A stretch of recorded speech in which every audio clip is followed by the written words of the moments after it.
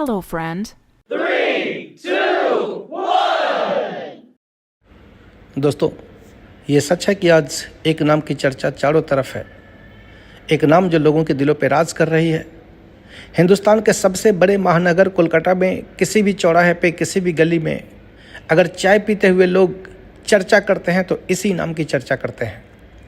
बहुत सारे जगहों पे विजिट करने के बाद जब परमानेंट लेवल पे गाड़ी किसी कैंपस के अंदर रुकती है तो वो इसी नाम के साथ रुकती है। अगर कोई पैर जाके परमानेंट लेवल पे टिकता है तो इसी कैंपस के अंदर टिकता है, जिसका नाम है इको स्मार्ट सिटी।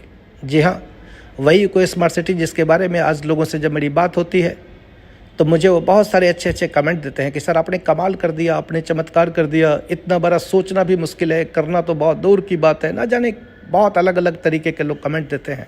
अच्छा तो लगता ही है, लेकिन मैं इन सारे कमेंट को सुनने के बाद पिछले 14 साल के इतिहास में चला जाता हूँ और जब 14 साल के इतिहास को देखता हूँ तो मुझे बहुत अच्छे से पता चलता है कि अगर पेशेंस की कोई आखिरी सीमा होती होगी तो उस सीमाओं से भी आगे बढ़ के हमने पेशेंस रखा, जिसका परिणाम है ये इको स्मार्ट सिटी। अगर मेहनत करने की कोई सीमाएं होती होगी तो लगातार अटैकिंग मोड में मेहनत करता रहा, जिसका परिणाम है ये इको स्मार्ट सिटी। दोस्तों, एक आम आदमी में और एक खास आदमी में अंतर सिर्फ इतना होता है कि आम आदमी को जब थोड़ी सी सफलता मिल जाती है ना तो फिर उसको लगता है कि मेहनत करना हमारा काम नहीं है, ये तो मेरे नीचे वाले का काम है या फिर मेरे अगल बगल वाले का काम है। लेकिन जो सक्सेसफुल लोग होते हैं, जब उनको छोटी सी सफलता मिलती है तो मेहनत की साइज़ को और बड़ा करते हैं और जैसे जैसे उनको सफलता मिलती जाती है वैसे वैसे मेहनत की साइज़ को और ज़्यादा करते हैं और फिर बड़ी सफलता मिलने के बाद और अटैकिंग मोड में मेहनत करते हैं। ज़िंदगी के आखिरी सांसों तक उसी लेवल की मेहनत करते हैं जो उनके बस में होता है और यही है लोगों की नज़रों में चमत्कार का कारण। जब भी कोई चीज़ें बड़ी बनती है तो एक दिन में बड़ी नहीं बनती है। पिछले 14 साल में कई बार ऐसा हुआ और कई बार ऐसे सिचुएशन से मुझे गुजरना पड़ा जो मेरे बस में नहीं था। उस सिचुएशन से गुजरने का कोई रीज़न भी नहीं था हमारा, लेकिन उसके बावजूद भी उस सिचुएशन को मैंने फेस किया। उस सिचुएशन से अपने आप को बाहर निकाला सिर्फ इसलिए कि एक दिन एक हिस्ट्री क्रिएट करनी है।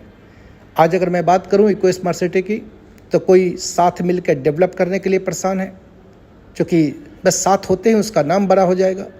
कोई मार्केटिंग की अपॉर्चुनिटी के लिए परेशान है, कोई इसके अंदर प्लॉट, बंगलो और फ्लैट लेने के लिए परेशान है और कोई किसी भी रूप में इस इको स्मार्ट सिटी के साथ सिर्फ नाम जुड़ जाए इसके लिए परेशान है। मेरे भाई, मैसेज आप सबके लिए सिर्फ इतना है कि अब ये इको स्मार्ट सिटी खड़ी हो गई है और डेली ये बड़ी हो रही है। अब चाहे जिस रूप में भी हो, आप इसके साथ परमानेंट लेवल पे कैसे अपना रिलेशन बना के रख सकते हैं, ये बहुत ज़रूरी है। और दूसरा कि कोई भी चीज़ें जब बड़ी होती है तो इसलिए बड़ी होती है कि उसके विरोध में बहुत सारे लोग होते हैं। अगर विरोध में लोग ना होना तो चीज़ें कभी बड़ी नहीं हो पाती है। और मुझे लगता है कि इस इको स्मार्ट सिटी को इतना जल्दी इतना बड़ा होने में ये भी एक बड़ा फैक्टर है और परमात्मा से यही प्रार्थना करता हूँ कि हर उस फैक्टर को इको स्मार्ट सिटी के साथ कनेक्ट करते रहें, जिससे ये इको स्मार्ट सिटी बड़ा होता रहे और एक दिन इस इको स्मार्ट सिटी से जुड़े हुए जितने भी लोग हैं उसके सपने को साकार करने का माध्यम बने इको स्मार्ट सिटी।